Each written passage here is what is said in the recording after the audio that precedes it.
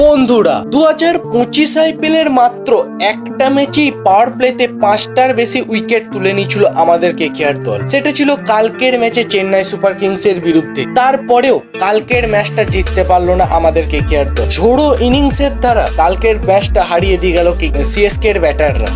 আর এই হারের সঙ্গে ভেঙে পড়লো কোটি কোটি কেকেআর ফ্যানের সব। আর প্লে অফসে যাওয়ার নিয়ে অনেকটাই সংকোচ দেখা গেল আমাদের কেকেআর দলের। তাহলে বন্ধুরা আজকের ভিডিওতে আমরা দেখবো কেকেআর বনাম সিএসকে এর ম্যাচের পর আইপিএল 2025 এর পয়েন্টস টেবিলে কেমন দাঁড়িয়েছে, কে কোন স্থানে আছে, কোন চারটি দল প্লে অফসে যাচ্ছে আর কারা চাইলেও আর প্লে অফসে যেতে পারবে না, সেটা নিয়ে জানবো আজকের ভিডিওতে। বন্ধুরা ভিডিওটি অবশ্যই একদম শেষ পর্যন্ত দেখো। আর যদি তোমরা কেকেআর এর সাপোর্ট হও তাহলে অবশ্যই ভিডিওটি লাইক করে দাও এবং কমেন্টে লিখে দাও আমি কেকেআর করবো, লড়বো, জিতবো রে। তাহলে বন্ধুরা 2025 আইপিএল এর লিগ স্টেজ একেবারে শেষের মুখে, কিন্তু এখনো কোনো দলই আনুষ্ঠানিকভাবে প্লে অফসে কোয়ালিফাই করেনি। আর যে চারটে দল কোয়ালিফাই করবে সেই চারটে দলের জন্য লড়াই আছে ছটা দল।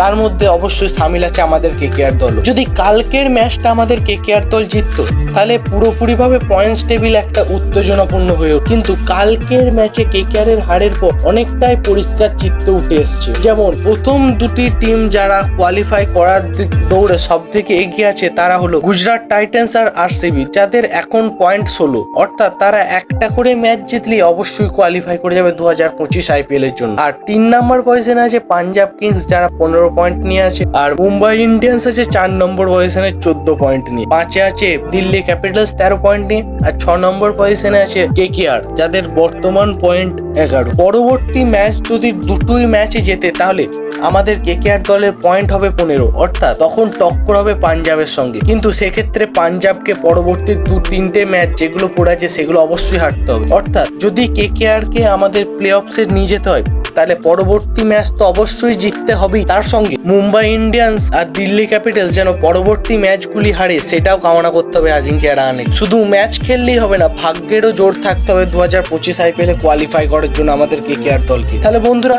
বুঝতে পারলে তো কি সমীকরণে আমাদের কেকেআর দল 2025 আইপিএল এ কোয়ালিফাই করতে পারে। তোমাদের কি মনে হয় 2025 আইপিএল আমাদের কেকেআর দল কি পারবে কোয়ালিফাই করতে, নাকি এখানেই তাদের দৌড় শেষ হয়ে যাবে? এই বিষয়ে তোমাদের কি মত অবশ্যই কমেন্ট করে জানাবে। ভিডিওটি ভালো লেগে থাকলে লাইক করবে এবং চ্যানেলে যদি তুমি নতুন হও তাহলে চ্যানেলটি সাবস্ক্রাইব করে ডেসক্রিপশন বক্সে থাকা লিঙ্কে ক্লিক করে আমাদের কমিউনিটিতে যোগ হতে ভুলো না। আর বন্ধুরা তোমরা যদি একজন কেকেআর এর ডাই হার্ট ফ্যান হও তাহলে অবশ্যই আমাদের ভিডিওটি মন থেকে করতে হবে লাইক, এবং তোমার মতো একজন কেকেআর এর ডাই হার্ট ফ্যানের কাছে আমাদের চ্যানেলের লিঙ্কটা অবশ্যই শেয়ার করে দেবে। তুমি যেভাবে কেকেআর রিলেটেড সমস্ত আপডেট সবার আগে পাচ্ছ, সেও যেন কেকেআর রিলেটেড সমস্ত আপডেট সবার আগে পায়। তাহলে বন্ধুরা আজকে এ পর্যন্তই থাক, দেখা হচ্ছে পরের ভিডিওতে। জয় হিন্দ, জয় কেকেআর।